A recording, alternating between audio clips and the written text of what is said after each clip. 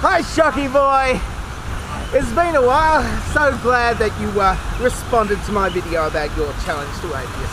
The one I made 3 months ago. And then you don't really address what I have to say, and you block me so I can't make a direct response to your video, either in text or as a video response. Oh well. Now, in the original video, I asked you to provide proof and evidence that your God is real, and if you could not provide proof and evidence your God is real, then by process of elimination, we prove atheism is accurate and correct, because if you can't prove your God is completely real, then process of elimination. Yeah. But that is not really proof and evidence that the stuff in the Bible never actually happened. For that, we need to look around. For example, the biblical flood, the one that happened in the Bible with Noah and the ark and all that sort of thing.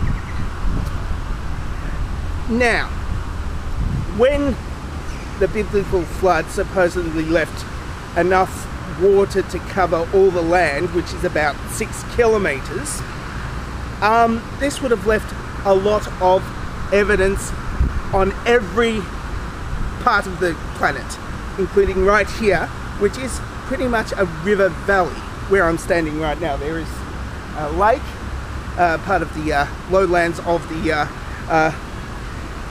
Mooney Plums Creek. Just over there is a creek. It's a lovely little area around here. Now,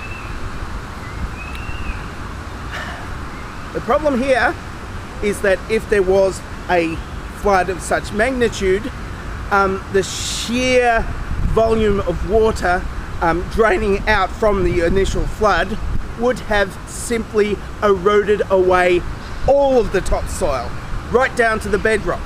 And I'm not standing on bedrock. There wouldn't have been enough time to for the earth to build up so much topsoil as is right underneath my. Actually, I'm standing on. Hang on. Right underneath my feet right now. Over there is like bitumen. So yeah. You see what I'm getting? It's just too much topsoil to have built up in the very, very few thousand years.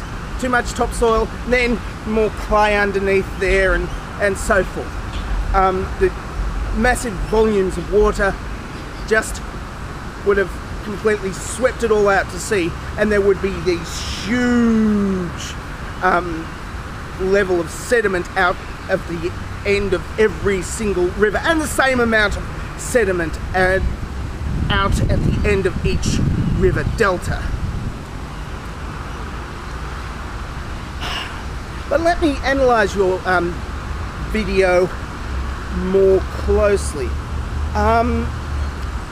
You pause it right where I mentioned other gods like Zeus, and that's it. That's all you play of my video. You pause the video there as if I had nothing more to say, even though that part of the video was relatively early on.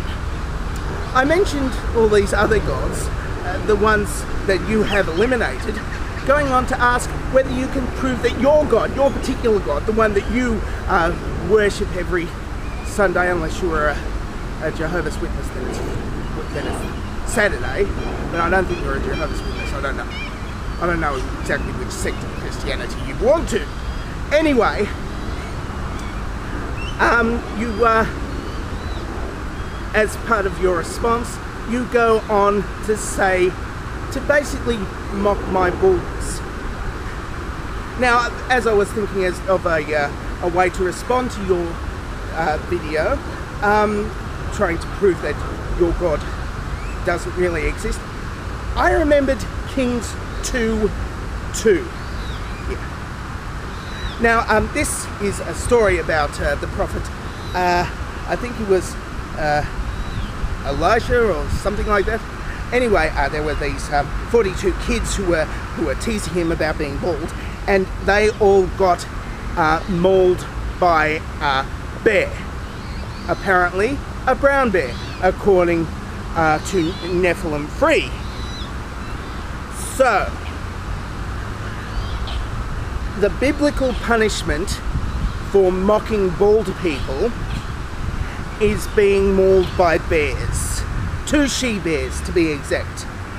So, if your God is accurate and correct, because you mocked me for being bald, you are going to have to be mauled by bears. So, unless something happens between now and then, with you being mauled by bears, I am going to have to wait for these people to go past. I am going to have to declare victory.